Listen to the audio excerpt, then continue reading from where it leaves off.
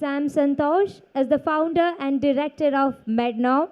Passionate about science and technology, he has close to 3 decades of experience in launching and running successful businesses. Engineer Anandamani K is a charter member of TAI Kerala and life member of Kerala Management Association. At present, he is the immediate past president of Calicut Management Association. Shall we start the session? So please. Thank you, MC. So welcome to each one of you on this fine afternoon for the session, Industrial Corridor and the Mantra of Kerala's Economic Growth. Joining me and flanked on my sides, onto my right is Dr. Jiju P. Alex, a member of the Planning Board and also a professor at the Kerala Agriculture University, and the rest you have heard from the MC. And to my left is Mr. Sam Santhosh, who is a colleague in TAI Kerala Association, where I am also a charter member.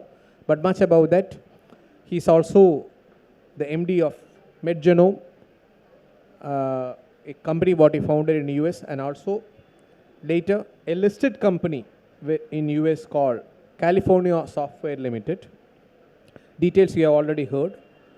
So let us walk now through a series of discussions, followed by interactions and questions regarding the topic which the entire business community and the entrepreneurs are looking forward in a big way, and which has got great relevance with respect to the upcoming future of Kerala's business scenario. So Dr. Jiju, I would like to first go ahead with you with your initial remarks on the visualization or the thought of the industrial corridor that is being envisaged and planned. You may go first. Thank you. Thank you, Anand. In fact, industrial corridors is not a new concept. In every developing economy, we have such instrumentalities which would facilitate economic growth. And industrial corridors fundamentally is a mechanism wherein the infrastructure development and connectivity would be ensured in a large area so that the core competencies of government or enterprises could be enhanced. And also it would increase the ease of doing business. So you have a geographical area earmarked for various purposes with all infrastructure and connectivity, which would entice and attract entrepreneurs. They can come and establish their businesses, and that would be facilitated by the government. So the last mile connectivity would be ensured. Kerala, in fact, has also started looking at those directions, and we have come up with a program on establishing an industrial corridor from Cochin to Bangalore, covering Palakkad, which is already an industrialized area, which is an area which is being industrialized. And we look forward to make use of the natural resources and biodiversity of Kerala to enhance entrepreneurship and business. So this is the program. Basically, this is going to be a special purpose vehicle has been established, and that would be two stakeholders, the government of Kerala, particularly the KINFRA, and also the National Industrial Corridor Development and Trust. So these two parties would be the stakeholders in that program. Okay, thank you, James. That gives us just a heads up regarding how that is shaping up. So over to you, Sam, to look after the second part of our topic. Before we go into a detailed discussion, just wish to know to have a sort of an analytical mindset into the second part of the topic, the mantra for Kerala's economic growth. Then we'll just try to merge both what both of you say. Okay, thanks, Anandamani. So Kerala is a very unique state, right? I mean, we all know that. Kerala has some strengths, some disadvantages. Let us look at the disadvantages first. We are small. We are in one narrow part of the end of the country. Geographically, we are in a very corner of the country. We don't have a industrial culture or a industry ecosystem. We are very conscious of our rights, and we are very also careful about our environment. We don't have much land. So we can't think of many of the other traditional growth vehicles that other states of India and other parts of the world have used. So what can we do? So we should look at our strengths. What is Kerala's biggest strength? Anybody? What is Kerala's biggest strength?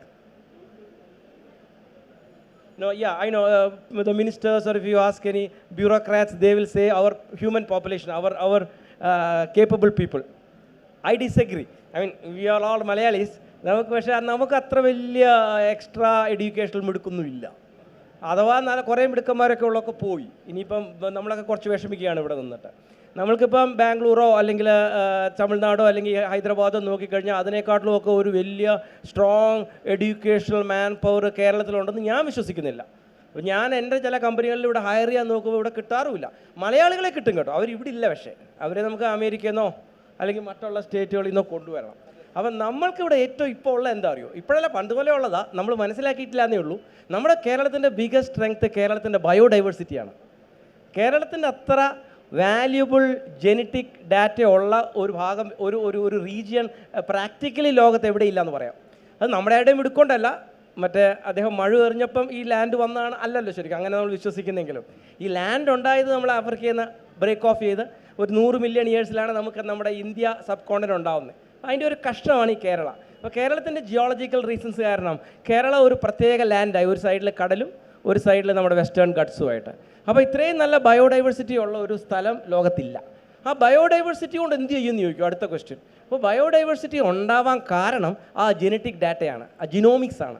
ഈ genomics data വളരെ വിലപിടിപ്പുള്ളതാണ്. നമുക്ക് മാത്രമല്ല, ലോകത്തെല്ലാവരെയും help ചെയ്യാൻ പറ്റുന്ന genetic ഡാറ്റയുണ്ട്. അപ്പോൾ അതുകൊണ്ട് കേരളത്തിൻ്റെ മന്ത്രം എന്തായിരിക്കണം? ലൈഫ് സയൻസസ് ആയിരിക്കണം. ഈ ബയോഡൈവേഴ്സിറ്റി ഉപയോഗിച്ചിട്ട് കേരള ലൈഫ് സയൻസസിൽ കോൺസെൻട്രേറ്റ് ആണെന്നാണ് എൻ്റെ അഭിപ്രായം. Okay, so we have two different perspectives. It's not different, but two opinions from the speakers. Parallel. Both are parallel, not in not meeting the path. So, but the ultimate aim is how you utilize this industrial corridor with the mantra of Kerala, or how Kerala's economic growth can be stimulated. So, said so, Doctor, I just wish to ask you, we just have an analytical mindset from an entrepreneur who is sitting out over here with respect to his thoughts. So what, according to you, how is this industrial corridor being visualized? How is that being shaped out in such a way that to stimulate growth in all aspects? We may not be able to cover it entirely, but if you can just give a few bullet points at an initial stage, we can follow down take the discussion down further. So in fact, I already mentioned that this industrial corridor is just being initialized. So we have not been able to construct an industrial corridor in the full spirit. In fact, it is going to take many more years to materialize that. But whether there is an industrial corridor or not, we are already in the process of enhancing our entrepreneurial development program, particularly in view of the fact that we have to enhance the Kerala economy to greater heights. We should be able to transform ourselves into a society which produces goods and services, which can bring wealth to the state. So if you want to do that, as he said, we have rich biodiversity. Basically, when you look at the biodiversity, we have almost about 140 different types of crops grown in Kerala alone. In a very small stretch of this geographical area, we have as much as 140 crops, not varieties, crops grown in Kerala. So, and also so many medicinal plants and so many other things. We have the Western Ghats, we have all these stretch of Western Ghats, which is rich in biodiversity, one of the hotspots in the entire world. So, biodiversity is basically one area which we would be able to bank on. And secondly, with a slight disagreement, if we provide adequate opportunities for the young minds to pursue their education, conduct valuable research, and provide opportunities, I think people would prefer to be here in Kerala. Maybe the exodus would continue for a brief period of time, maybe maybe a few more years. But our objective is to bring people back to Kerala. So basically, we have to invest on research and development, we have to invest on entrepreneurship development, we have to invest on bringing business and enterprises to Kerala, particularly in view of the fact that Kerala cannot go for very high impactful industries, just as other states would do, because we cannot go for mining, we cannot go for heavy industries, we cannot go for automobile industry and such kind of heavy duty industries, we would not be able to. On the other hand, Kerala has got very congenial situations which would make it a destination for knowledge-based economies. And that is one reason why the government is now trying to concentrate on medicine, Ayurveda, pharmacology, then pharmaceuticals, etc. I mean, nutraceuticals research. I think he would be able to elaborate much on that. Maybe information technology, biosciences, etc., etc. I think even we have started a project on graphene, which is going to be the future material for industrial growth. So Kerala now eyes on all these probabilities which we can depend on and try to have our own alternate model of industrial development.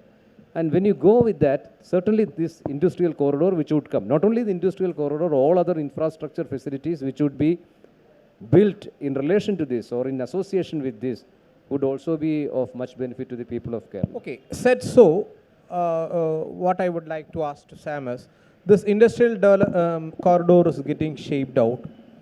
How do you expect this industrial corridor will enable entrepreneurs to reimagine business? Because you talked about the scarcity of educated people being available here in Kerala, but I don't know whether this industrial corridor is going to address that thing. Doctor mentioned regarding other areas which we should sprout up, but one point to which you mentioned we cannot bring in heavy engineering is a point what I am picking up separately. But I am asking you a question: how do you visualize this industrial corridor for business persons to reimagine business in two contexts? One, especially with the exclusive Kerala scenario. Second, how should this industrial corridor enable to bring in globally identified projects or globally identified businesses? Now, we should not look at the industrial corridor alone. We should look at what Kerala is doing in totality, right, Jiju? Because industrial corridor is one effort. It's an important effort. But Kerala government has in the last few years done a lot of other things which will slowly show. For example, the Bio 360 Park in Trivandrum, the Institute of Advanced Virology, right? So there are a number of institutions that has been set up like that. A new one which I have also been associated with is starting the Kerala Genome Data Center, leveraging on the diversity that I talked about. So how do we convert that into an asset? So that data, we are sequencing the data and we are putting it up in a data center. And it will be available to researchers and to companies. So as Jiju said, we have to, how do we attract people? Not only Malayalis who have gone back and got educated elsewhere to come back, but how do you attract other people, both scientists as well as companies, to come here? So we have to have something to show. We have to have something which others don't have to attract them. So that is, this data becomes very useful. Secondly, we are very lucky because the world is going through two major revolutions. One is what I typically call the bio wave. The bio wave is happening because of the many advances in biology. When you look at the 19th century, it was a time of, the 18th century was a time of chemistry. 19th century was a time of physics. 20th century was a time of physics. Physics in the development. But 21st century is a time of biology. Biological developments, he's a scientist actually, I have no planning board, we know. The biology, developments in biology are one big trend that is going to drive development in this century. Second development, as you all know, is AI. Artificial intelligence, bio AI is largest trend. Guarantee അടുത്ത 20 years, 30 years, this is going to be the biggest trend in not only in India and Kerala, but all over the world. So we are lucky because we have some strengths that we can take advantage of, and we can ride this wave. ഈ കഴിഞ്ഞ ഒരു 200 കൊല്ലത്തിൽ നമ്മൾ നമ്മുടെ നല്ല progress ഉണ്ടായെങ്കിലും V created a lot of problems. നമുക്കിപ്പോൾ നമ്മുടെ വെതർ, ഗ്ലോബൽ വാർമിംഗ് നോക്കിയാലും നമ്മുടെ ഓഷ്യൻസും നമ്മുടെ നാടും ഒക്കെ നശിപ്പിച്ചത് മനഃപൂർവ്വമല്ല, നമ്മുടെ പ്രോഗ്രസ് ഉണ്ട്. അതായത് നമ്മൾ കെമിക്കൽ ഇൻഡസ്ട്രീസ് ആയിരുന്നു നമ്മൾ ഡ്രൈവ് ചെയ്തിരുന്നത്. അപ്പോൾ ആ കെമിക്കൽ ഇൻഡസ്ട്രീസിൻ്റെ ടൈം കഴിഞ്ഞു. നമ്മളിനിയിപ്പം ബയോളജി ബേസ്ഡ് ഇൻഡസ്ട്രീസിലേക്ക് നീങ്ങും, അതിനെയൊക്കെ റീപ്ലേസ് ചെയ്യും. അതാണ് അടുത്തൊരു 20 കൊല്ലത്തിൽ ഉണ്ടാകാൻ പോകുന്നത്. അപ്പോൾ കേരള ഈസ് യൂണിക്ലി പൊസിഷൻഡ് എന്നാണ് എൻ്റെ feeling. Many of the efforts that planning commission and all of you guys are doing. Okay, I thought of continuing with you, but I'm just switching over to Dr. Sal based on what you have said. Okay, I'll come back to you once more. So, but then how do you visualize? Said so, we have got many datas now. In the first few minutes, we have got datas which can contribute for the betterment of the industrial corridor. So, how do you visualize or how do you foresee this industrial corridor will help Kerala? But Kerala is facing a lot of economical challenges. How do you visualize this industrial corridor will enable to overcome that challenges of the industrial corridor and how it is going to stimulate growth? Can you just open Again, I would like to repeat that whether there is an industrial corridor or not, we have to invariably think of having our own programs, So it is with this objective, Kerala has embarked on several such programs. So for example, we have got Vizhinjam coming up. Vizhinjam is going to provide us with a lot of opportunities to enhance our business in several ways.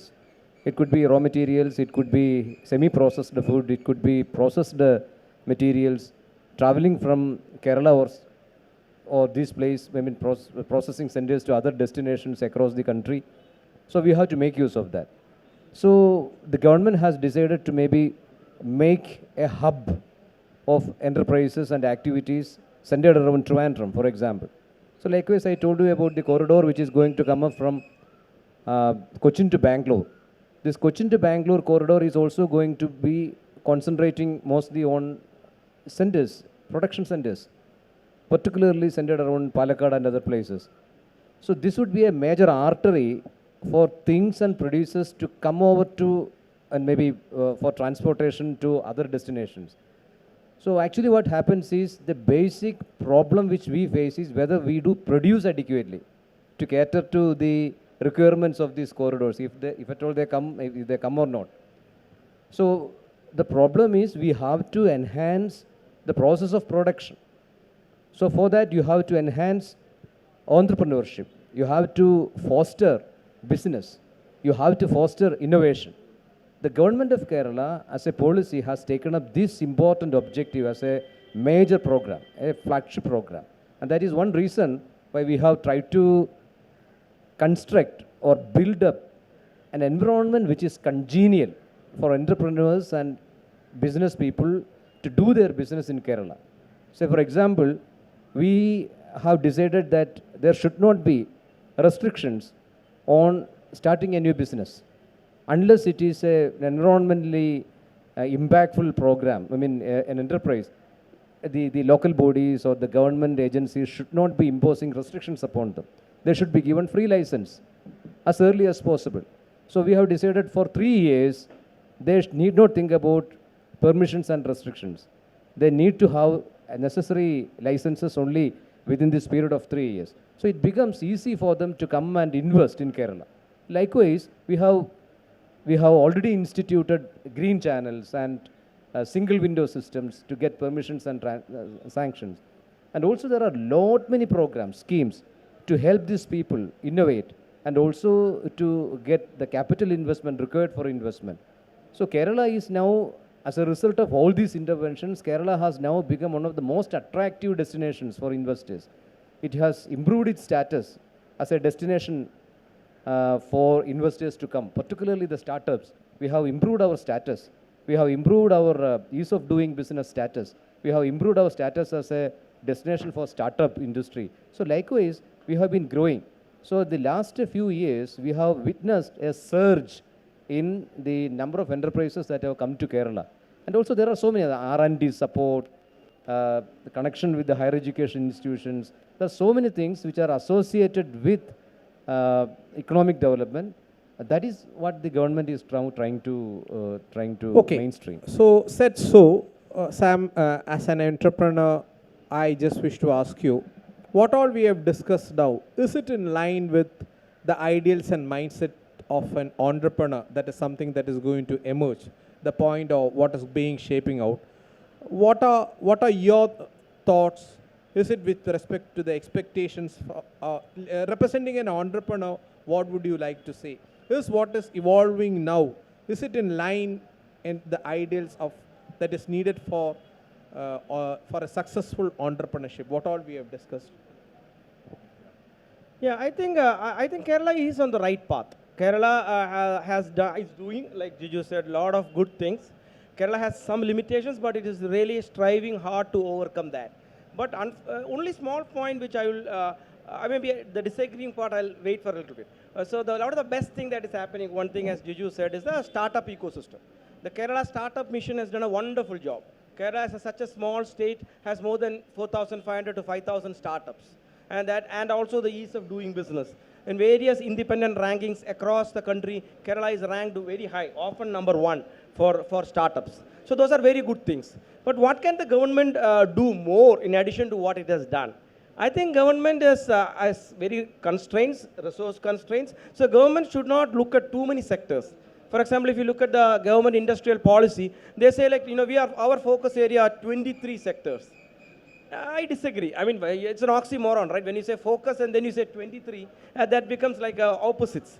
So when you focus, I would suggest you focus on 4 or 5, right? Like Singapore, for example. Small countries, small states should really identify, hey, what can we focus on? And that should never be more than 4 or 5. So Kerala, obviously, life sciences. I would say our education. Though I was a little critical about education, we can still very much improve that, and we can become a place like, Professor Ramu is nodding his head, like professors know that we can get other students from all over the world, maybe not the Western world, but Africa and other places to come here for higher studies. So we can actually turn our higher education into a big strength. Our tourism, obviously, is very good. Like you said, Ayurveda, medical, all that comes under life science. But healthcare sector, I would say, is a very strong. Kerala is one of the best places for primary healthcare centers. So we reach everywhere. So the range that we have on our healthcare to get the proper data, to conduct maybe various clinical trials, all that we are very ideally positioned to. So these are the areas I think we should focus on. Now, just running on to the audience, we have Dr. Lal here to just share your thought. Dr. Lal is from UNESCO, and he's now, you might all be knowing well, Dr. S.S. Lal. So can you just throw a few points or your thoughts regarding the mantra of the Kerala's growth, economic growth, from the health perspective of the view, how that is going to, your thoughts? See, I have a first comment. Being a person working in the field of health, I don't think we have really exploited our strength, especially in selling our healthcare system to the outside world. There are isolated examples like Ayurveda, selling Ayurveda, or we call it health tourism. But we have, I'm sure that we are yet to conceive, at least understand our strength and sell it. That's one thing. And I have a question. So we are hearing about a lot of improvements in Kerala. And see, last few days I have been reading a lot of news about a lot of investments coming to Madras or Tamil Nadu. And we are not hearing anything similar about Kerala. Is it because we are not marketing it or we are not publishing the news? That's one thing. Coming to this international students, I founded one institute under Kerala Health University, which offers we offer the only masters in public health in Kerala, under Kerala Health University, and we have PhD also. So last 7 years, I have been struggling to get the rules changed so that I can bring in African students also. There are even students from US who want, but we don't know what's happening. So we talk about all these opportunities when we get opportunities like this. But when in reality, I have been struggling for last, and I know the vice chancellor, he's a personal friend of mine, but things don't work. You talk about, see, this is the best place where you can bring in students from outside. I see students from other countries in different campuses where they come through the central system. But our Kerala Health University doesn't have that mechanism. Just random thoughts. I didn't expect such a... No, I just saw you. I just wanted your thoughts. So now I just moving on because we got another quick... I just want to have one of your view. Okay, I'll just come back to you, sir. Uh, Now the entire world is moving based on digital format. Everything is digital, and everywhere the intrude of digital is for any business, a digitally savvy environment is needed. So, for Kerala's economic growth, is the present digitalization sufficient? How far should we move or change? What are your thoughts onto that thing? Yeah, Kerala has done the basic infrastructure. I think the internet connection or phone connection here is better than the US. There is no doubt about that. Our K phone and even the cost is one of the lowest in the world. So that the basic infrastructure is there. Now it's up to you and me and people, all of us, to develop solutions that can take advantage of that. That is why I was talking about the Kerala Genome Data Center. Biology has become digital. So now any biological organism you can sequence and get the digital data out. So once you get the digital data out, you are able to modify it, you are able to understand it better, you are able to edit it. So all those power comes to us. Yeah. So I think I wouldn't elaborate because I think some people want to ask questions. Sir, I can communicate my question in English. Can I ask in Malayalam? Oh, you can. Quick ആയിട്ട് ചോദിച്ചാൽ മതി, നമ്മൾ last പീരിയഡ്സിലാണല്ലോ. Quick എൻ്റെ മോന് എന്നിട്ട് ഇവിടെ വിശ്വഭാരതി, എൻ്റെ personal question, Visva Bharati യൂണിവേഴ്സിറ്റിയിലാണ് പഠിക്കണത്, CUT. അവിടെ ക്വസ്റ്റ്യനിലേക്ക് വന്നോളൂ. അവിടെ സയൻസിൽ പിന്നെ ഇപ്പോൾ പഠിക്കണം. അപ്പോൾ ഒരു 10 സബ്ജക്റ്റ് പഠിക്കാണ്ട്. 10ാം ക്ലാസ്സിലായിട്ടേ ഉള്ളൂ. അല്ല, ഡിഗ്രിക്കാണ്. ഇവിടെ പകുതി ഉള്ളൂ, 5-6 വിഷയങ്ങളുള്ളൂ. അപ്പോൾ ഞാൻ അവനെ ഇപ്പോൾ KSUവിലെ വർക്ക് ചെയ്യണം. അപ്പോൾ അതുകൊണ്ട് ഡോക്ടറോ എഞ്ചിനീയറോ ആക്കാതെ അവനോട് പറഞ്ഞത്, നിനക്കും നിൻ്റെ കാലശേഷം മറ്റുള്ളവർക്കും ഉപയോഗമുള്ള ലൈഫ് സയൻസ് പഠിക്കണമെന്ന് പറഞ്ഞു. അപ്പോൾ ലൈഫ് സയൻസ് ഞാൻ പഠിപ്പിക്കുകയാണെങ്കിൽ അവന് റിസർച്ച് ചെയ്യാൻ പറ്റിയൊരു മേഖല ഏതാണെന്നൊരു ക്വസ്റ്റ്യൻ ഞാൻ അതിൻ്റെ എക്സ്പെർട്സിനോട് ചോദിക്കണമെന്ന് ആഗ്രഹിച്ച് കിടന്നാണ്. അവിചാരിതമായിട്ട് ഇവിടെ വന്നപ്പോൾ ആ ക്വസ്റ്റ്യൻ ഞാൻ സാർക്ക് ചോദിക്കാം. അതേക്കുറിച്ച് കുറച്ച് കൂടുതലായിട്ട് നിങ്ങൾക്ക് അറിയാനുണ്ടാവും. You can go into this after this. Okay? Personally, you can talk to him. One minute. One point before we wind up is what I wish to ask. How about the research and development factor? If you can just quickly mention research and So R&D investment is vital for economic growth, and we realize that. In India, taken as a whole, the R&D investment is very less. So for the last so many years, we have been trying to increase the investment in research and development, and for the first time in the country, the Kerala government has earmarked a special chapter on R&D. In fact, we have presented an R&D budget for the first time in India. So this is the way we are trying to do things. I'll ask a quick question, please. One question. Apart from the academic politics, the government have a real action plan to walk the talk? That is, to translate what is being discussed in the academic circles into a working plan where we will be able to sell our biodiversity in the form of marketable products, which is globally appreciable and globally welcoming. തീർച്ചയായിട്ടും. How do you convert and create products that will be accepted by the rest of the world, right? Yeah. Using our biodiversity. And also we have Yeah.